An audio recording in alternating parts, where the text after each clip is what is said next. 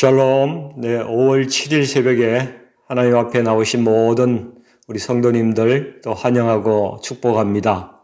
같이 기도하겠습니다. 사랑하는 아버지 하나님, 날마다 저희에게 힘을 주시고 또 새로운 은혜를 주심을 감사합니다. 오늘 저희에게 주신 모든 시간들을 저희가 귀하게 여기고 서로 사랑함으로써 온전하게 될 수 있도록 도와주옵소서. 오늘도 선포되는 말씀을 통해서 우리 심령이 열리게 하시고 주님의 생명으로 충만하게 되는 그런 역사가 있게 하여 주시옵소서. 예수님의 이름으로 기도드리옵나이다. 아멘.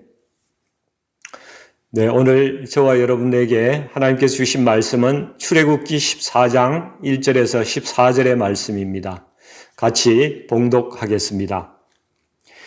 여호와께서 모세에게 말씀하여 이르시되 이스라엘 자손에게 명령하여 돌이켜 바다와 믹돌 사이에 비하이롯 앞 곧 바알스본 맞은편 바닷가에 장막을 치게 하라.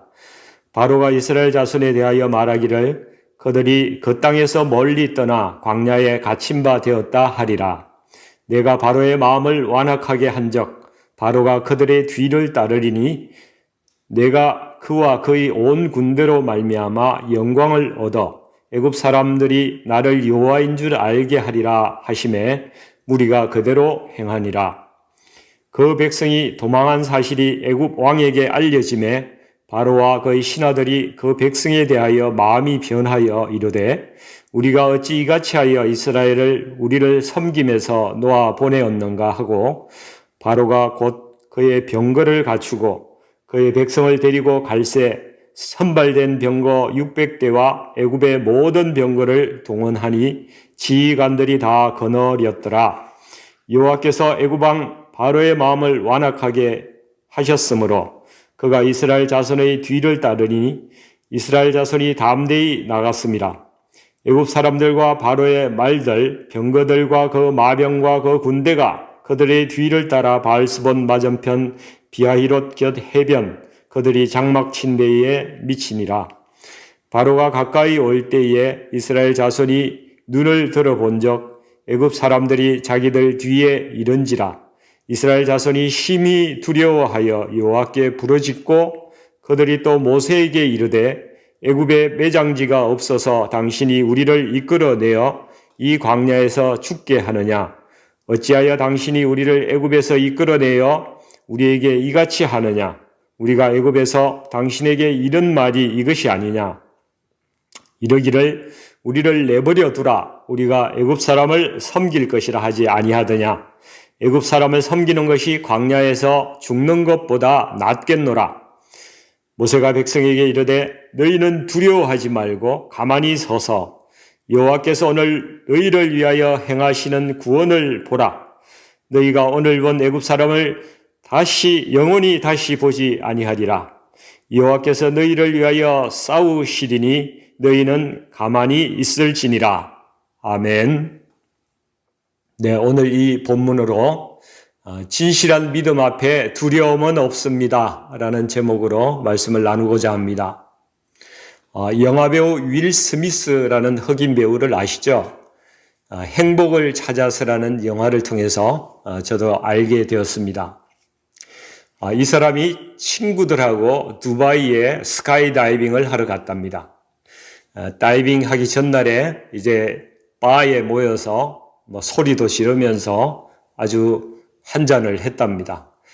스카이다이빙 그까짓 건 고 하면서 솔직히 그런데 이 사람들이 서로를 알기를 두려움이 있으니까 안 그런 것처럼 행동하려고 하는 걸 다 느끼겠더랍니다.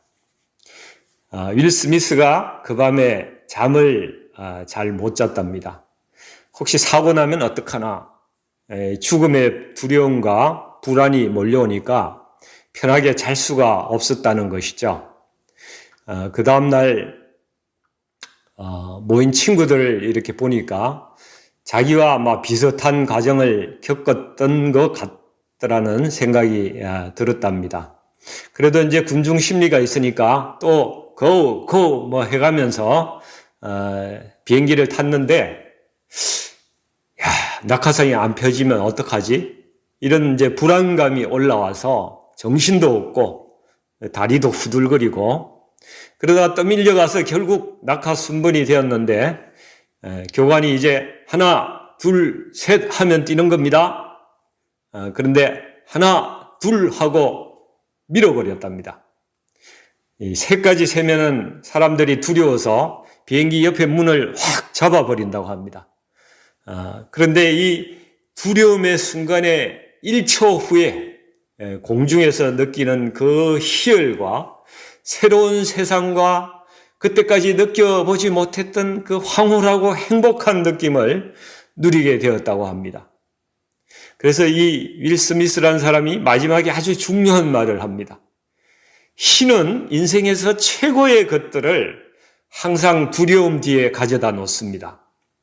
가장 두려운 순간이 가장 최고의 순간으로 변할 수 있습니다. 오늘 본문에서도 이스라엘 백성들이 극도의 두려움 가운데 빠져 있습니다. 뒤에서 애국 군대가 밀려오고 홍해 바다에 가르친 진퇴양난의 그 가운데 죽음의 위협을 느끼고 있는 것이죠. 과연 인간이 느끼는 이 두려움과 불안의 실체는 무엇일까요? 불안과 두려움은 우리 삶에 걱정과 근심을 가져다 줍니다. 둘 다 비슷한 감정이긴 하지만은 불안이라는 것은 이 정확한 원인을 알지 못하면서도 마음이 편하지 않는 것이고 두려움은 비교적 그 대상이 명확할 때 오는 감정입니다. 이 불안과 두려움이 오면은 우리는 그 안에서 마음이 묶임을 당합니다. 자유롭고 창조적인 생각을 하지 못하게 됩니다. 여러 주위 사람들과 풍성하고 또 즐겁고 원만한 교제도 이루어지지 않고 관계가 원만하게 되지 않는 것입니다. 우리 삶에 여유도 없어지고 유머도 실종이 되고 마음의 기쁨도 사라집니다. 이렇게 불안과 두려움은 사람의 삶을 망가뜨리게 됩니다. 인기 개그맨인 그 정형돈 씨가 불안 장애를 가지고 있다고 고백을 했습니다. 항상 내가 가진 실력과 이 미천이 별로 없는데 이 인기 프로그램에서 만약에 그것이 다 드러나서 퇴출당하지 않을까 하는 불안이 항상 있었다는 것이죠. 그런데 아이러니하게도 그 불안으로 인해 가지고 이 정형돈 씨가 스스로 그 프로그램에서 내려오는 일이 일어납니다. 이렇게 우리 모두가 드러내고 있지는 않지만은 그 마음의 불안과 두려움을 품고 살아가지 않습니까? 개인적으로 저도 정형돈 씨와 같은 마음을 많이 느껴보아서 참 그것이 이해가 됩니다. 그런데 오늘 본문을 보면은 하나님께서 의도적으로 이 막 출애굽한 이스라엘 백성들을 이 정말 두려움을 느낄 만한 위기 속으로 밀어 넣으십니다. 1절에서 5절까지의 말씀을 보시면 하나님께서 모세에게 그 백성들을 가던 길을 돌이켜서 바닷가에 장막을 치라고 말씀하고 계십니다. 이렇게 하면 바로가 이스라엘 백성이 이제 광야에 갇혔다고 판단을 하고 그 백성의 뒤를 따라올 것이라는 것이죠.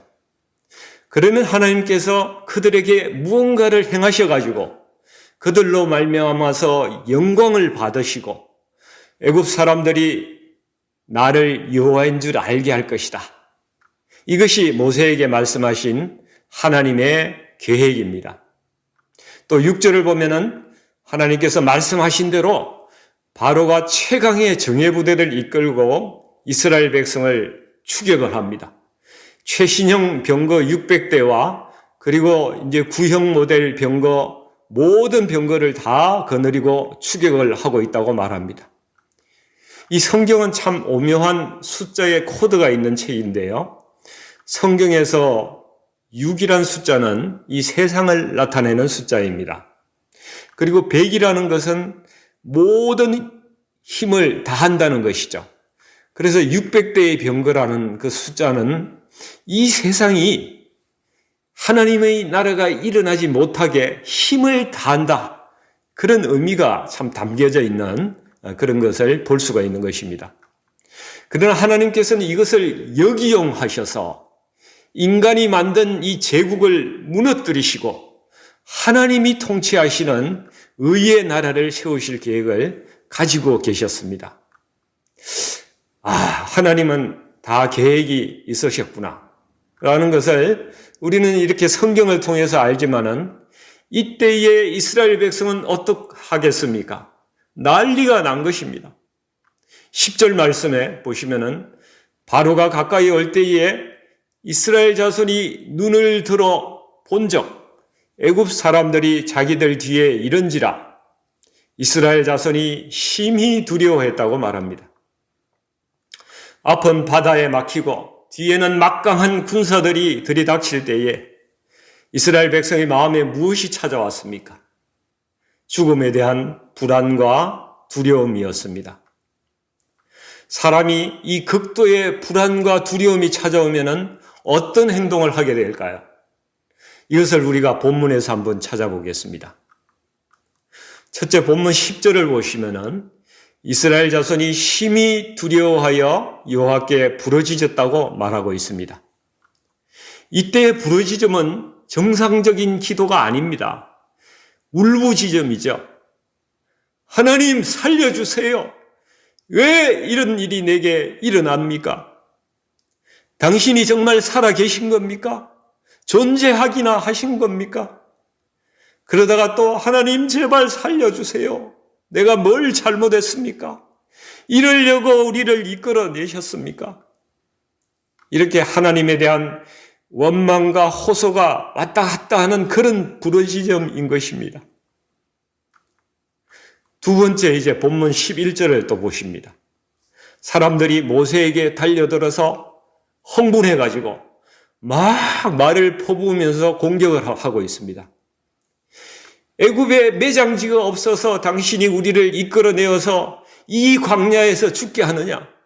어찌하여 당신이 우리를 애굽에서 이끌어내어 우리에게 이같이 하느냐?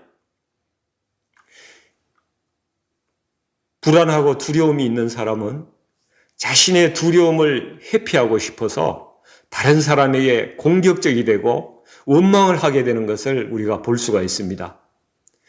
너 때문에 이렇게 됐잖아. 이제 어떡할 거야? 이렇게 사람에 대한 원망과 공격으로 자기의 두려움을 회피하고자 한다는 것이죠. 세 번째는 이제 마지막에 자기 비관과 또 우울한 감정에 빠집니다. 본문 12절을 같이 보십니다. 우리가 애굽에서 당신에게 이런 말이 이것이 아니냐? 이러기를 우리를 내버려 두라. 우리가 애굽 사람을 섬길 것이라 하지 않더냐?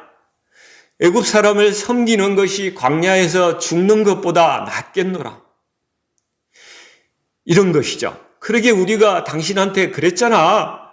내버려두라고. 우리 같은 조센징이 그냥 일본 사람 밑에 살면 되지 무슨 해방을 한다고 그래.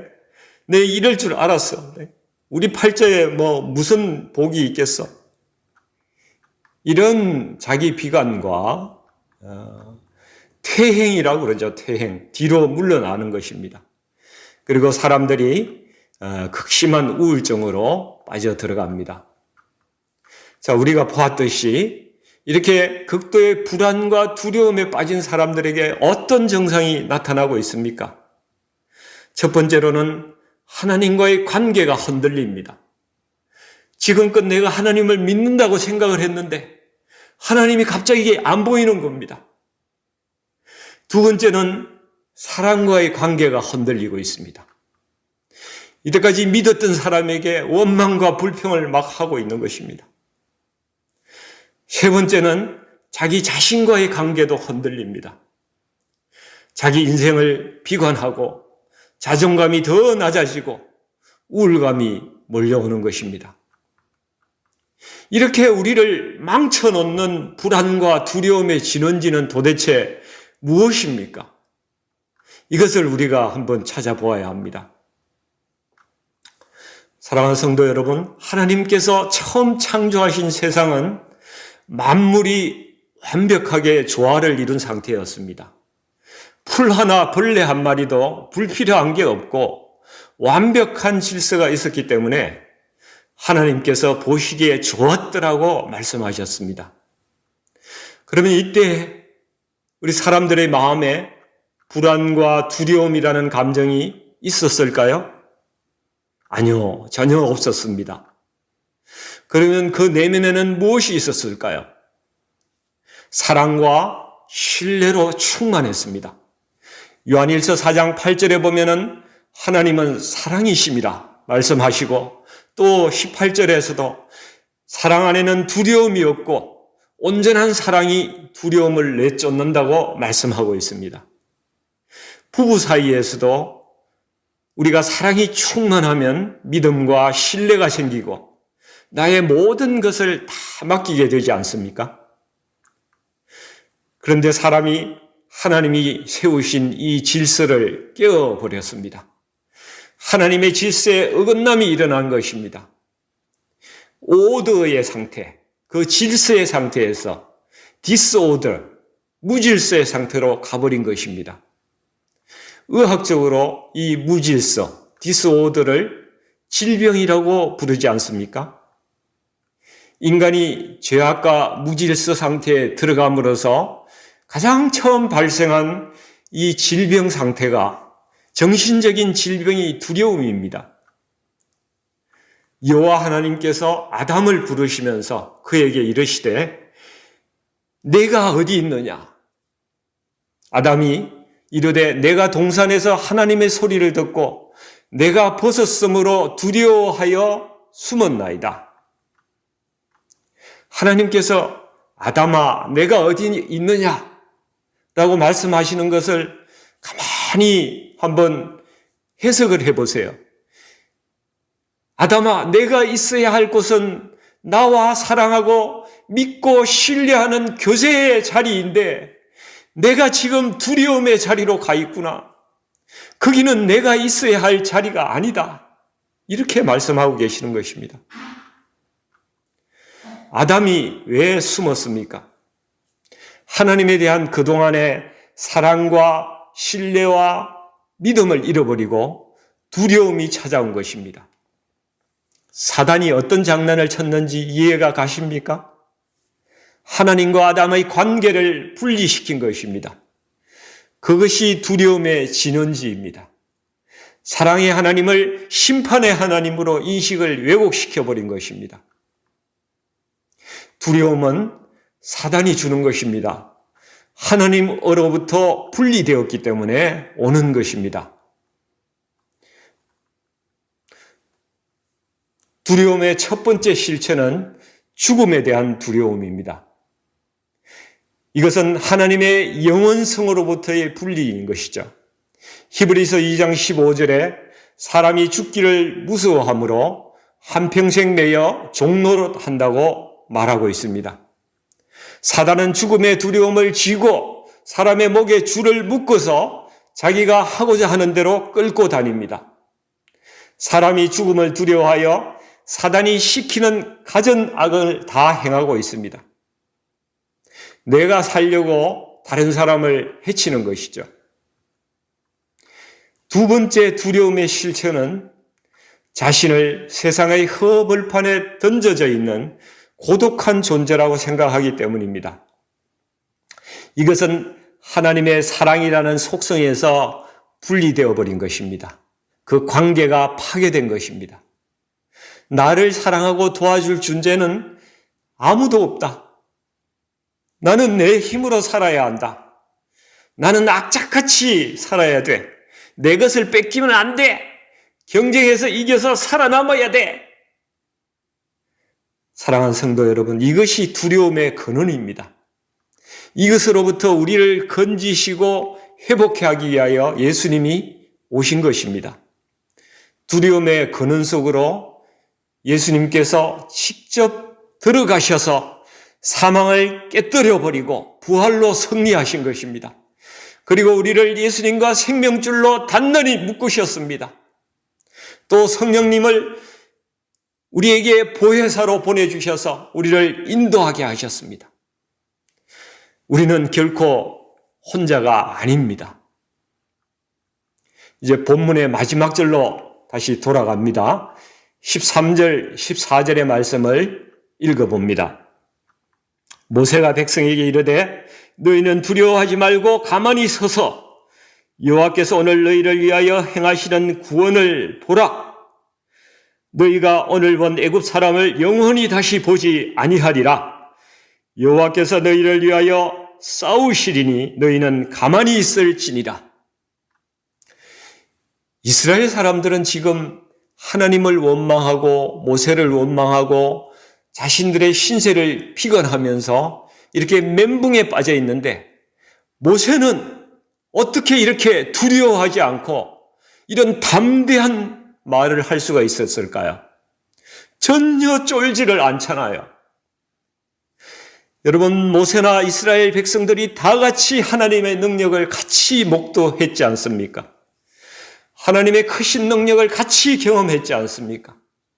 왜 백성들은 두려워하고 모세는 두려워하지 않는 것입니까? 이스라엘 백성도 전능하신 하나님은 알았어요. 위대하신 하나님도 알았습니다. 그런데 그 하나님이 구체적인 내 삶에 나와 동행하시는 아버지가 되지를 못한 거예요. 그래서 불안하고 두려워하는 거예요. 그러나 모세는 이 아버지를 만난 거예요. 모세는 아버지와 대화하고 있잖아요. 나를 어떤 상황에도 보호하신다는 확신을 주시는 아버지, 나를 위해 목숨을 버리시며 사랑하는 내 아버지, 절대로 나를 버리시지 않는 그 아버지를 만난 모세는 하나님에 대한 믿음과 확신이 생긴 거예요. 사랑하는 성도 여러분, 믿음의 성장은 전능하신 하나님이 내 아버지로 바뀌는 것입니다. 나와 같이 밥을 먹고 대화를 나누는 그 따뜻하신 아버지 말입니다. 저는 아버지가 제가 너무 어릴 때 돌아가셔서 아버지에 대한 기억이 남는 게 별로 없습니다. 아버지의 역할을 좀 제대로 배우고 제가 아버지 노릇을 해야 되는데 저는 그러지를 못했습니다. 그래서 우리 아이들에게 참 미안한 마음이 있습니다. 그래도 제가 아버지에 대해서 기억하는 것은 시골 학교 운동회에 오셔서 막 달리기 하는 저를 박수 쳐주시고, 집에 갈 때 저를 자전거 뒤에 태우고 이렇게 집으로 돌아가는데, 제가 아버지 허리를 두 손으로 꼭 감싸지고 제 뺨을 아버지 이렇게 등에 탁 대고 갈 때에 그 느꼈던 따뜻함, 그 안도감, 든든함, 그리고 그 자랑스러움, 그런 게 제 가슴에 남아 있습니다. 우리가 전능하신 하나님, 위대하신 하나님은 다 압니다. 그러나 내 삶에 두려움이 찾아올 때에 나를 보호해 주시고 내가 믿고 의지할 수 있는 그 등이 따뜻한 그 아버지, 생각만 해도 눈물이 나는 그 아버지와 같은 하나님을 우리가 만나야 합니다. 그분이 나의 아버지라는 것을 알면은 어떤 어려움이 있더라도 나의 아버지는 나와 함께하는 좋은 아버지이기 때문에 내가 두려움이 없는 것입니다. 그 아버지는 홍해를 가르시고 적들을 물리치시고 나를 구원하실 모든 준비를 이미 다 해놓으신 아버지시잖아요. 이 아버지는 물속에 빠진 우리를 구하시려고 물속으로 직접 뛰어들어와서 당신의 목숨을 버리시고 우리를 살리신 그 아버지시잖아요. 그 아버지가 너희는 두려워하지 말라, 내가 너와 함께 하리라, 나만 믿기만 해라, 내가 다 하리라. 너희는 두려워하지 말고 가만히 서서 여호와께서 오늘 너희를 위하여 행하시는 구원을 보라. 여호와께서 너희를 위하여 싸우시니 너희는 가만히 있을지어다. 우리가 기도할 때 어떻게 합니까? 하나님 앞에 요구 명세서를 한 덩어리를 던져놓고 이거 이렇게 해주세요 하고 나가버립니다. 사랑하는 성도 여러분, 아버지와 대화를 해보세요. 내가 살아가는 모든 이야기와 내 감정도 아버지께 말씀을 드려보세요. 그리고 아버지가 내 마음에 어떤 말씀을 주시는지 가만히 들어보세요. 모세는 기도하면서 하나님의 말씀을 들었습니다. 하나님의 말씀이 있으면 두려움이 없는 것입니다. 모세가 만났던 하나님을 우리도 내 아버지로 만나서 이 사단이 주는 불안과 두려움이라는 이 영적인 질병을 치유하고 믿음과 확신으로 기쁨과 생명이 넘치는 저와 여러분의 삶이 되기를 간절히 축원드립니다. 같이 기도하시겠습니다.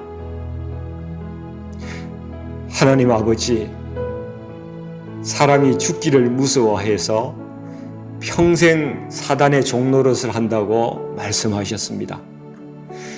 그래서 예수님께서 오셔서 이 사망의 권세를 깨뜨리시고 우리가 영원한 부활의 삶을 살도록 구원해 주셨습니다. 오로지 이 땅만 바라보고 살아가게 하는 사단의 거짓에 우리가 쏘가 넘어가지 않도록 하여 주시고, 또 우리가 혼자가 아니라 예수님과 연합되어 있음을 알게 하여 주시옵소서. 보혜사 성령님을 보내셔서 도우시는 것을 감사합니다. 애국과 같은 불안과 두려움이 내 마음에 밀려올 때마다 우리 성령님 물리쳐 주시옵소서. 주님의 그 커신 사랑 가운데 아무도 나를 해칠 수 없다는 믿음으로, 세상을 이기는 믿음으로 두려움 없이 살게 하여 주시옵소서. 우리가 죽음 앞에서도 하나님의 나라를 바라보면서 감사하면서 두려움 없이 찬송할 수 있는 그 큰 믿음을 허락해 주시옵소서.